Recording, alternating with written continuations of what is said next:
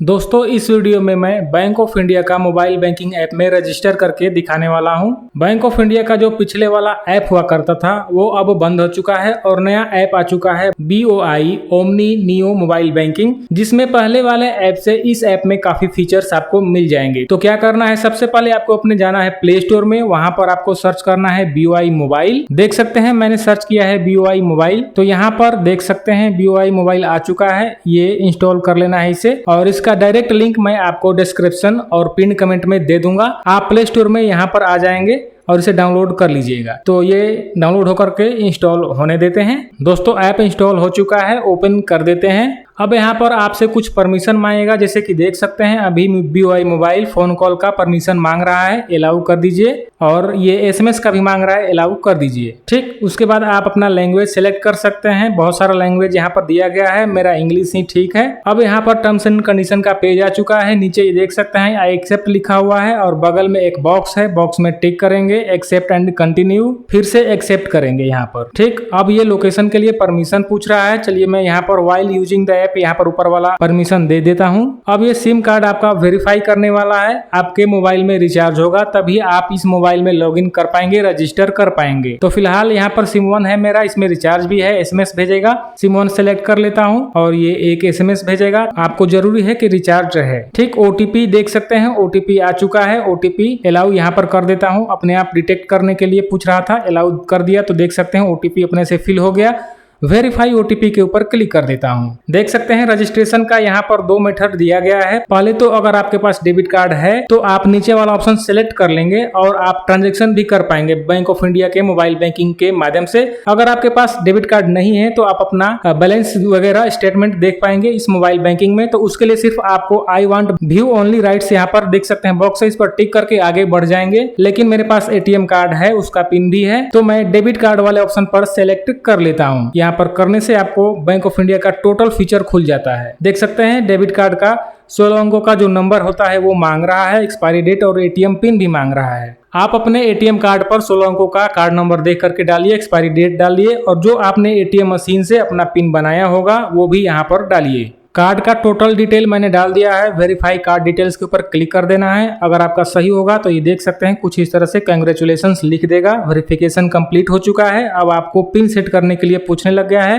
तो set M pin के ऊपर क्लिक कर दीजिए। यहाँ पर आप 4 अंकों का कुछ भी डाल सकते हैं, जैसे कि मोबाइल नंबर का शुरू का 4 अंक, लास्ट का 4 अंक। 4 अंकों का पिन मैंने डाल दिया। प्रोसीड के ऊपर क्लिक कर देता हूँ। फिर से वही वाला पिन पूछने लग गया है वेरीफाई करने के लिए, कंफर्म करने के लिए। फिर से मैं 4 अंकों का पिन वही वाला डालता हूँ जो अभी मैंने जस्ट डाला है। फिर से दोबारा से डाल दिया, देख सकते हैं ग्रीन टिक लगा दिया, वेरीफाइड लिख दिया है। सेट एम पिन के ऊपर क्लिक कर देता हूं। फिर से देख सकते हैं जो मेरा पिन है यहाँ पर बता रहा है कि सेट हो चुका है, SMS भी आ चुका है। ओके कर देता हूं। आप चाहें तो टच ID इनेबल कर सकते हैं, मैं अभी रहने देता हूं, नो कर देता हूं। अब यहाँ से अगर आप इनेबल कर लेते हैं, सिर्फ आप फिंगर लगा करके ही यहाँ पर इस ऐप में लॉगिन कर पाएंगे। ठीक है, स्किप कर देता हूं। यहाँ पर देख सकते हैं अभी एम पिन पूछने लग गया है। अगर आपने फिंगरप्रिंट वहां पर नहीं लगाया है तो बाद में भी अपना सेट कर सकते हैं। Touch ID face ID login के ऊपर क्लिक करेंगे, यहाँ से आप अपना सेट कर पाएंगे। तो चलिए मैं 4 अंकों का पिन यहाँ पर डाल करके अपना मोबाइल बैंकिंग लॉगिन कर लेता हूँ। देख सकते हैं यहाँ पर मैंने लॉगिन किया फर्स्ट टाइम, तो ये पूछता है। यहाँ पर कुछ करना नहीं है, आपको सिर्फ इसी पर जो ऑप्शन आ रहा है आपको सेव चेंजेस के ऊपर क्लिक कर देना है। देख सकते हैं security preferences set successfully, okay कर देना है। अब आपका लॉगिन हो जाएगा। यहाँ पर फर्स्ट टाइम है इसलिए बता रहा है, तो मैं इसे स्किप कर देता हूँ। ये कुछ इस तरह से खुलता है। यहाँ पर जो आपका सेविंग अकाउंट है लिखा हुआ है, लास्ट का 4 अंक अकाउंट नंबर का दिखाता है, और यहाँ पर देख सकते हैं ब्रांच का नाम और स्टेट भी बताता है, जैसे कि यहाँ पर बता रहा है। यहाँ पर ऊपर पूरा नाम बता रहा है। अगर आपका यहाँ पर 2 अकाउंट होगा बैंक ऑफ इंडिया में तो वो दोनों दिखाएगा, लेकिन कस्टमर ID सेम होगा तब। प्राइमरी अकाउंट है यानी कि एक ही अकाउंट है यहाँ पर इस कस्टमर ID पर। यहाँ पर जो भी आपका रिसेंट ट्रांजैक्शन होगा लेटेस्ट वाला, वो 3 ट्रांजैक्शन दिखाता है। टोटल ट्रांजैक्शन देखना है तो देख सकते हैं रिसेंट ट्रांजैक्शन के बगल में पासबुक का ऑप्शन होता है, यहाँ पर क्लिक करेंगे तो आपको और भी दिखाएगा। जैसे कि देख सकते हैं बहुत सारा फीचर है, फिल्टर आप कर सकते हैं। ऐसे यहाँ पर देख सकते हैं बहुत सारा आपको ट्रांजैक्शन यहाँ पर दिखा रहा है, जो कि 10 ट्रांजैक्शन लेटेस्ट वाला होता है। आप चाहें तो लास्ट 30 दिन का, लास्ट 3 महीने का, 6 महीने का, या फिर पूरे वित्तीय वर्ष फाइनेंशियल ईयर का भी देख सकते हैं, लास्ट फाइनेंशियल ईयर का देख सकते हैं, या फिर किस डेट से किस डेट तक का देखना है वहां पर आप सिलेक्ट करके भी देख सकते हैं। अकाउंट का बैलेंस देखने के लिए टैप हियर टू व्यू/हाइड बैलेंस लिखा हुआ है, यहाँ पर क्लिक करेंगे तो आपके अकाउंट का बैलेंस भी दिखा देता है, जैसे कि यहाँ पर दिखा दिया।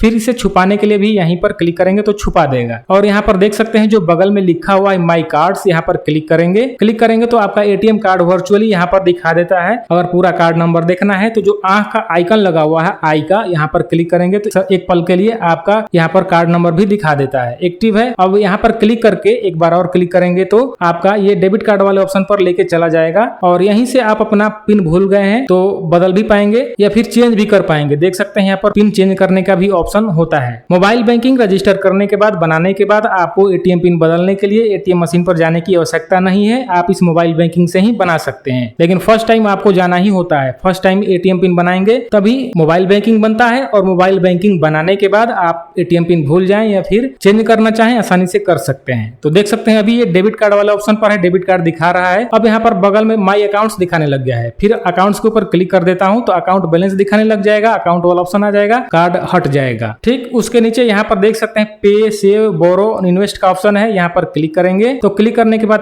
पूरा आप ऑप्शन देख पाएंगे। जैसे कि ये अभी पे वाले ऑप्शन पर दिखा रहा है, जैसे कि स्कैन, आप यहाँ पर यूपीआई भी रजिस्टर कर सकते हैं, manage UPI, bank transfer, phone number और एमएमआईडी से पैसे भेजना, बेनिफिशियरी मैनेज कर सकते हैं, पैसे ट्रांसफर करने के लिए जोड़ सकते हैं, डिलीट कर सकते हैं बेनिफिशियरी को। बहुत सारा ऑप्शन आपको यहाँ पर देखने को मिलेगा। आप यहाँ पर अपना बिल पेमेंट और रिचार्ज भी कर पाएंगे। उसके अलावा अगर आप एफडी वगैरह में इंटरेस्ट रखते हैं, अपना एफडी करना चाहते हैं, अगर आप अपना एफडी करना चाहते हैं ऑनलाइन तो सेव के ऊपर क्लिक करेंगे। यहाँ पर आपका जो भी पहले से एफडी होगा, ब्रांच से किया हुआ या फिर ऑनलाइन, यहाँ पर दिखाएगा। अगर नहीं किया हुआ है तो आप यहाँ से नया एफडी भी कर पाएंगे। क्रिएट न्यू एफडी का ऑप्शन है, यहाँ पर क्लिक करके। अभी 1 वर्ष का एफडी का रेट 6.8 चल रहा है, तो इस तरह से आप अपना एफडी भी कर पाएंगे, देख पाएंगे। बोरो करेंगे तो यहाँ पर लोन लेने वाला ऑप्शन होता है, जैसे कि यहाँ पर देख सकते हैं गोल्ड लोन है, ईएमआई कैलकुलेटर है, आप यहाँ पर कैलकुलेट कर पाएंगे। उसके बाद जो लास्ट वाला ऑप्शन है इन्वेस्ट का, यहाँ पर क्लिक करेंगे तो इसमें बहुत सारा ऑप्शन आपको दिखेगा, जैसे कि म्यूचुअल फंड भी आप खरीद सकते हैं। पिछले वाले ऐप में नहीं था ये ऑप्शन, लेकिन अब आप म्यूचुअल फंड भी खरीद सकते हैं, इंश्योरेंस ऑनलाइन खरीद सकते हैं, पब्लिक प्रोविडेंट फंड जो कि पीपीएफ अकाउंट होता है वो भी आप आसानी से खोल सकते हैं, एनपीएस स्कीम का लाभ यहाँ से ले सकते हैं। और देख सकते हैं सुकन्या समृद्धि अकाउंट को भी लिंक कर सकते हैं। हालांकि आपको ब्रांच से खुलवाना होता है। अगर आपकी बेटी है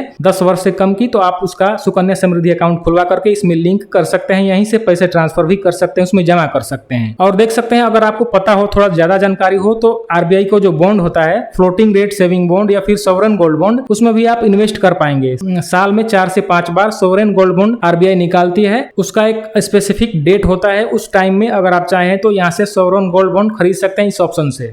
ठीक फ्लोटिंग रेट सेविंग बॉन्ड भी खरीद सकते हैं। और ज्यादातर लोग म्यूचुअल फंड में पैसा लगाते हैं तो उनको केवाईसी करने की आवश्यकता भी नहीं है। यहाँ पर म्यूचुअल फंड के ऊपर क्लिक करना होता है, क्लिक करेंगे तो यहाँ पर डन के अभी ऊपर क्लिक कर देता हूँ। देख सकते हैं यहाँ पर आपका केवाईसी डन बताएगा, जो आपका अकाउंट है उसी से केवाईसी हो चुका है। यहाँ पर आदित्य बिरला, बहुत सारा ऑप्शन आपको, बहुत सारे जो म्यूचुअल फंड कंपनियां हैं आपको देखने को मिल जाएंगे, जैसे कि बंधन का ईएलएसएस है यहाँ पर। इसी तरह से आप फिल्टर करके बहुत सारा म्यूचुअल फंड लगा पाएंगे, जैसे कि इक्विटी का है, देख सकते हैं वैल्यू का है, इक्विटी अदर का है, फ्लोटिंग रेट का है, मल्टी एसेट है, यहाँ पर बहुत सारा स्मॉल कैप है, शॉर्ट ड्यूरेशन वाला है, बहुत सारा म्यूचुअल फंड आपको मिल जाएगा।